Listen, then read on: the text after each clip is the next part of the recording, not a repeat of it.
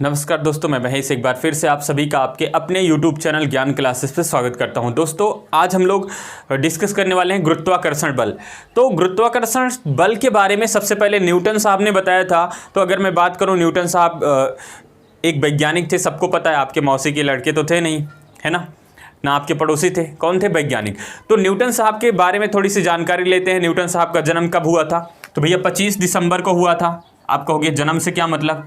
हाँ, जन्म से कोई मतलब नहीं है। 1642 में इंग्लैंड के लिंकनशायर सिटी में हुआ था। 1642 में न्यूटन साहब का जन्म हुआ था। इंग्लैंड के लिंकनशायर सिटी में हुआ था इनका जन्म। अब क्या हुआ, बचपन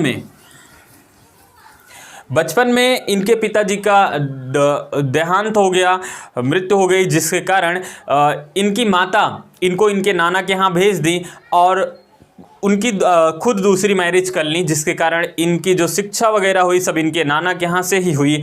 अब इनके कहा जाता है कि एक दिन न्यूटन साहब एक सेब के पेड़ के नीचे बैठे थे और अचानक इनके ऊपर एक सेब गिरा और वहीं से इन्होंने गुरुत्वाकर्षण बल के बारे में खोजा। इन्होंने कहा कि जब इनके ऊपर सेब गिरा तो इन्होंने देखा कि सेब ऊपर से नीचे क्यों गिरा, बगल क्यों नहीं गिरा, मतलब और कहीं नहीं गया, ऊपर क्यों नहीं गया, नीचे ही क्यों गिरा। अब बड़े परेशान हुए, उस सेब को बार बार ऊपर फेंकते, बार बार सेब नीचे आता।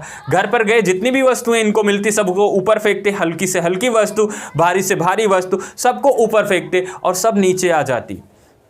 इसको देखकर बड़े परेशान थे, आश्चर्यचकित थे न्यूटन साहब। तो इन्होंने अपने जो मित्र थे उनको ये बात बताई। तो सबने कहा कि पागल हो, अगर कोई वस्तु है ऊपर फेंकेंगे तो नीचे ही गिरेगी ना, ऊपर थोड़ी न जाएगी, नीचे ही आएगी।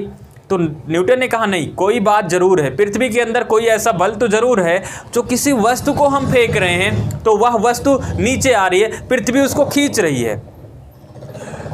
तो सारे वैज्ञानिक मानने के लिए तैयार नहीं हुए। तो इन्होंने कहा कि ठीक है, हम ऐसे आर्टिफिशियल एक क्या करते हैं, अंतरिक्ष बनाते हैं। तो अब क्या हुआ, वहां पे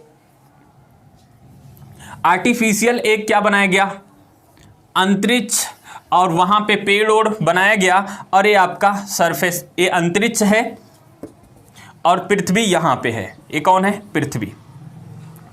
अब बोले यहां से सेब टूटेगा तो कहां गिरेगा? तो अंतरिक्ष में गिरना चाहिए यहां पे, लेकिन सेब टूट टूट कर कहां आ रहा था? पृथ्वी पर चिपक रहा था, टूट टूट कर पृथ्वी पर चिपक रहा था। तो सारे वैज्ञानिकों ने माना कि हाँ, इस पृथ्वी के अंदर कोई बल जरूर है जो सेब टूटकर अंतरिक्ष में ना गिरकर पृथ्वी पे चिपक रहा है। तो यहां से न्यूटन ने अपना नियम दिया, जिसको बोला गया न्यूटन का गुरुत्वाकर्षण नियम या न्यूटन का सार्वत्रिक गुरुत्वाकर्षण का नियम। चलिए, अब न्यूटन ने क्या नियम दिया, इस पे हम लोग चर्चा करते हैं। न्यूटन साहब ने क्या बताया, इस पे चर्चा करते हैं। न्यूटन साहब ने बोला कि कोई भी दो पिंड एक दूसरे को बल लगाकर अपनी ओर आकर्षित करेंगे तो इस आकर्षण बल को गुरुत्वाकर्षण बल कहा जाएगा। कोई भी दो पिंड हो, जैसे हमारे और आपके बीच में बल लग रहा है, लेकिन बहुत कम बल इसका मान होता है, जिससे हम एक दूसरे को पता नहीं चल रहा है कि नहीं तो हम मेरे अंदर इतना ज़्यादा पावर हो, नाभिकीय बल जितना, तो मैं आपको खींच लूँ, लेकिन इसका मान बहुत कम होता है, जिससे मुझे महसूस नहीं हो रहा है। मेरे और सूर्य के बीच लग रहा है, मेरे और चंद्रमा के बीच, मेरे और पृथ्वी के बीच तो लग ही रहा है, तो इसका मान बहुत कम होता है। तो न्यूटन साहब ने कहा कि कोई दो पिंड हो, उन दोनों पिंडों के बीच गुरुत्वाकर्षण, जो आकर्षण बल लग रहा है, इसको गुरुत्वाकर्षण नाम दिया जाएगा। उन्होंने कहा कि माना कोई दो पिंड जो M1 M2 है, M1 और M2 है, इस पर जो बल लगेगा इन द्रव्यमानों के गुणनफल के समानुपाती होगा। अर्थात मैं कह सकता हूं कि यहां पे जो F होगा, F proportional M1 into M2। उसके बाद न्यूटन साहब ने कहा कि इनके बीच की दूरी पर भी निर्भर करेगा, यानी कि यहां से यहां तक की अगर दूरी माने, तो अगर दूरी यहां से यहां तक r है तो इनके बीच की दूरी के व्युत्क्रमानुपाती होगा। दूसरा न्यूटन साहब ने कहा कि F प्रोपोर्शनल 1/r²। अगर हम इन दोनों को मिला दें तो क्या बन जाएगा, इन दोनों को मिला दें तो हो जाएगा F proportional M1 into M2/r²। दिख रहा है यहां तक? F proportional m1 into m2 upon R square. अब इसको थोड़ा सा व्यवस्थित करते हैं। अब देखो ऊपर वाला इसको मिटा रहे हैं।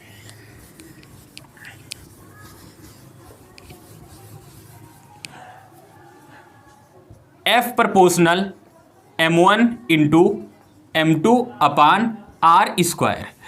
अब अगर प्रोपोर्शनल हटाएंगे तो एक कांस्टेंट रखेंगे, तो F इक्वल, क्योंकि हमें इक्वल चाहिए, फार्मूला बनाना है, तो कांस्टेंट हटाएंगे, यहां पे प्रोपोर्शनल हटाएंगे, इक्वल लगाएंगे और एक कांस्टेंट कैपिटल G रखेंगे, m1 m2 upon R square. ये न्यूटन साहब के गुरुत्वाकर्षण का नियम है, इसको नोट कर लो, इसको नोट कर लो। अब देखो कैपिटल G क्या है, पूछा जाता है कैपिटल G। कैपिटल G भैया गुरुत्वाकर्षण, लिख लो, लिखने की जरूरत नहीं है, आप लोग लिख लो। कैपिटल G न्यूटन का सार्वत्रिक गुरुत्वाकर्षण का नियतांक है। सार्वत्रिक नियतांक क्यों कहा जाता है?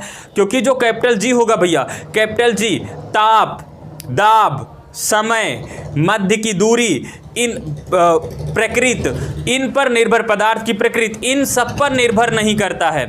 जो कैपिटल G होगा ताप, दाब, समय, मध्य की दूरी, पदार्थ की प्रकृति, इन सब पर निर्भर नहीं करता, अर्थात यह ब्रह्मांड में सभी जगहों पर समान होगा, इसलिए इसे न्यूटन का सार्वत्रिक गुरुत्वाकर्षण का नियम कहा जाता है।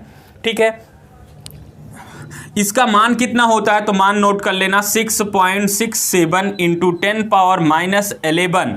मात्रक भी पूछा जाता है तो मात्रक होता है न्यूटन, कैपिटल N न्यूटन को डिनोट करेगा, न्यूटन मीटर स्क्वायर प्रति किलोग्राम स्क्वायर। मात्रक कितना होता है भैया?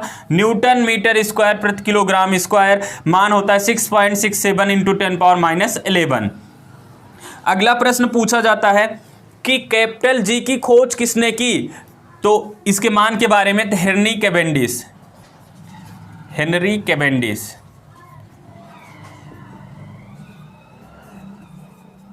हेनरी कैवेंडिश ने इसके बारे में बताया था। ठीक है, तो इतनी बातें आपको इसमें याद रखना है भैया।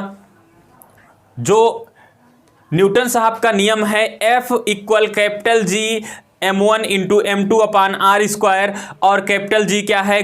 न्यूटन का सार्वत्रिक गुरुत्वाकर्षण का नियतांक है। सार्वत्रिक गुरुत्वाकर्षण का नियतांक क्यों कहा जाता है? क्योंकि यह पदार्थ की प्रकृति, समय, ताप, दाब, इन सब पर, मध्य की दूरी, इन सब पर निर्भर नहीं करता है, इसलिए इसे सार्वत्रिक गुरुत्वाकर्षण का नियतांक कहा जाता है। कैपिटल G का मान 6.67 इंटू 10⁻11 होता है। मात्रक न्यूटन मीटर स्क्वायर प्रति किलोग्राम स्क्वायर होता है।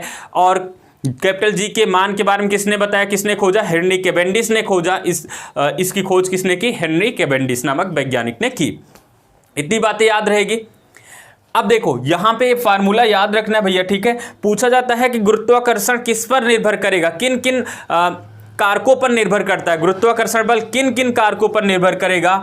तो द्रव्यमान पर निर्भर करेगा और उनके बीच की दूरी पर। गुरुत्वाकर्षण बल द्रव्यमान और उनके बीच की दूरी पर निर्भर करेगा। इतनी बातें समझ सही। उम्मीद है आप गुरुत्वाकर्षण बल समझ पाए होंगे। नेक्स्ट वीडियो में एक और टॉपिक के साथ मिलेंगे, तब तक के लिए जय हिंद।